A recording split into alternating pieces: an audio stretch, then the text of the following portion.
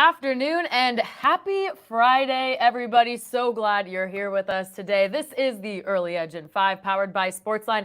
I'm Grace Remington, and before we begin, you already know what I'm going to ask. Please like this video. Mike M, I see you in the chat saying let's get those likes up. Not SportsLine's Mike M, different Mike M, but we love them both the same. Thanks for helping me out here. We're at 33 likes right now. Let's get to 100 by the end of this live stream, okay? And remember to subscribe to the SportsLine YouTube channel. That's your ticket into the chat. It's a sub-only chat, and we want to hear what you have to say. Let's take a look at how we did last night. We went 5-4, and oh boy, when Proppy said we live and die by the sword, yep, fell on that one. I'll save my sob stories for another time, but thanks EC and Spector for keeping us above water there. More picks from our early edge cappers, though, tonight on HQ. I was on the 1 o'clock hour, by the way. That's on a loop until 6. So you can go check. Oh, there we go. Yeah, that's on a loop. Chip, you might, I don't know, he's on Spotlight on the CBS Sports Network. But either way, turn on cbssports.com/live, the CBS Sports app, Paramount Plus. Just keep us running. We're giving you nonstop picks. Zack Cimini and Mike McClure on at 6. AB, Sia, and Buckets on at 8. All right, let's have a fun Friday, folks, and bring in the crew. We got Frickin' Frack, Zack Cimini, and the Maestro joining us. Finally. Fridays are always fun with you guys. Spector, you're going to start us off. We'll get to baseball in a minute, but the U.S. women's national team back in action tonight. And just to set the stage for some people who may not have looked at their books yet, this gap of skill between the U.S. and Vietnam is, I mean, it's just comical at this point. U.S. favored to win by minus 20,000. The spread is 6.5, 5.5, depending what book you're looking at. So we were talking about it after the show yesterday, Specty. This is a really hard one to find a worthwhile angle, but you have one for us. Yeah, I have one, and it is going to be the USA Vietnam going under 6.5 goals at minus 135. And no, I do not hate America and goals. I want them to score a lot. However, just not more, not 7, right? And the thing is we have the U.S. winning the entire World Cup in our model at about 24%. So let's hope they stay on track there. The U.S. women are ranked number 1 in the world by FIFA. They can score in double digits, but the Vietnamese team are better than most people give them credit for. This is their first World Cup, men's or women's, in fact, but they are ranked 33rd by FIFA, not even the lowest in the World Cup. That belongs to Zambia, who's at 77. There's no way the U.S. are going to lose this game. There's no way they should even concede a goal. So we need the U.S. to score 7 goals. That is a lot of goals to score. So I'm just going to go on the under here today. All right, love it. Always learn a lot from Specty and his model. And Cimini, it looks like you're rocking the red, white, and blue, so love to see that as well. Let's get to the diamond, though, guys. Every MLB team back in action today after a really weird Thursday. I'll start us off here. I'm going Mets first 5 money line at plus 102, and this is really about isolating the starting pitchers. I love Kodai Senga here. He got off to a slow start this season, but that ghost fork ball still confusing the heck out of people. 65 of his 121 strikeouts have come on that pitch. That's more than half. Batting average against it is 118, and it has a stunning whiff rate of 60%. His expected stats against it are actually better than the actual results, which means he's actually getting a little unlucky on it and could get better. His last 2 starts were the best of his career. He allowed 1 earned run against the D-backs and 1 earned run against the Dodgers. So he's trending up. On the other side, you got Cutter Crawford for Boston, who has a drastic home and road splits. His weighted on-base average against is 50 points worse at Fenway. He has a lower K rate, a higher walk rate, and he's really benefited from 4 of his last 5 starts coming on the road. The reason why that's significant is because Fenway's already a tough environment for pitchers. The weather has gotten better for hitters.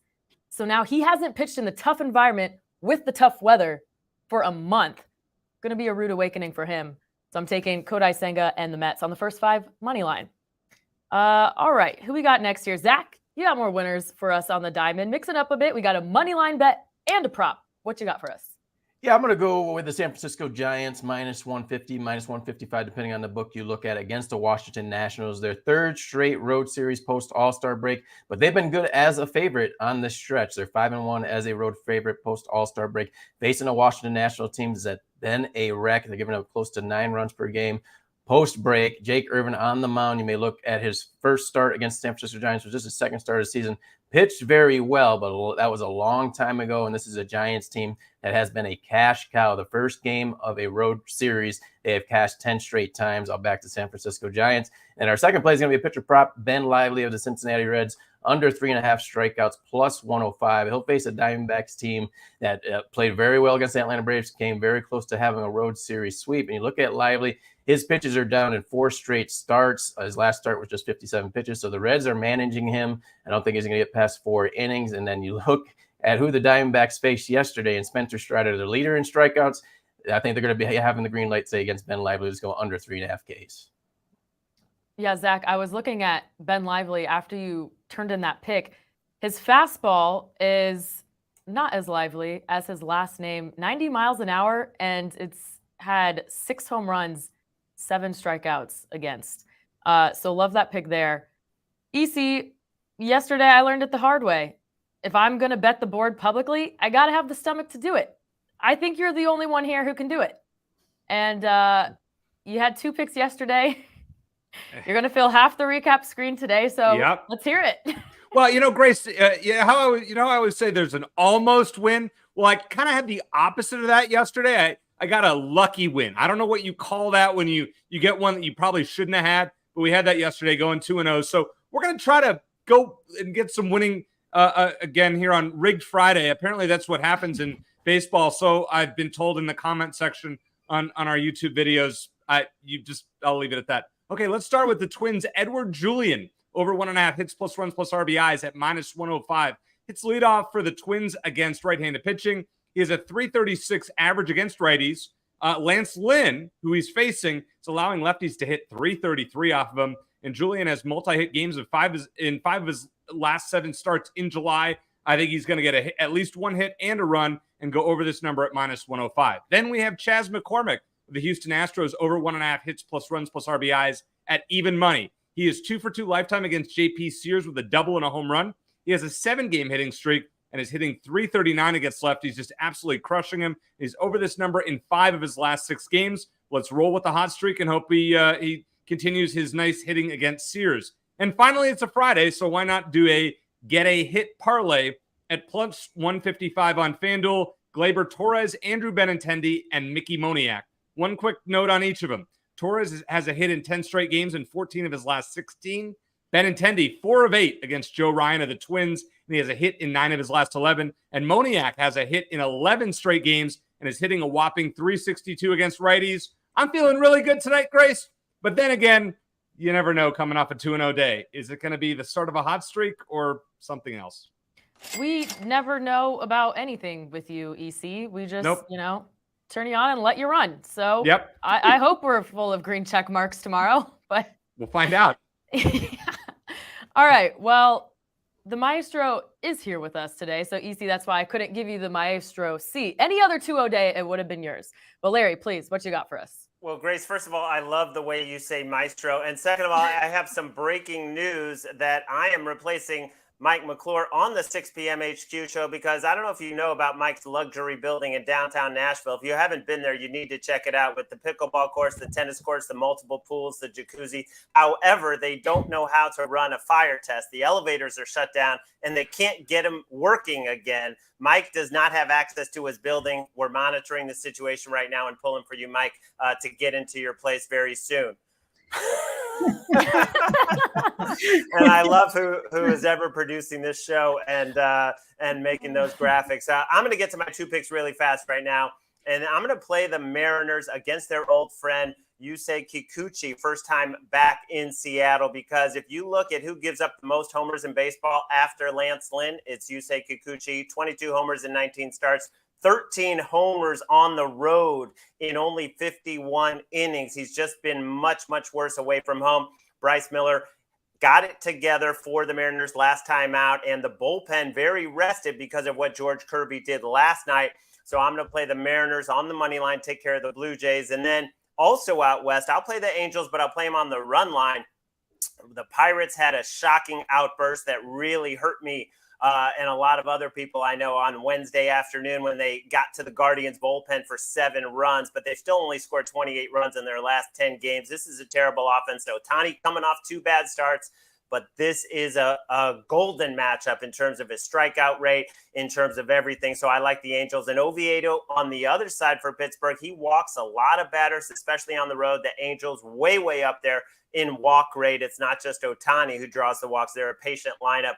I'll play the Angels on the run line. Thoughts and prayers to Mike McClure.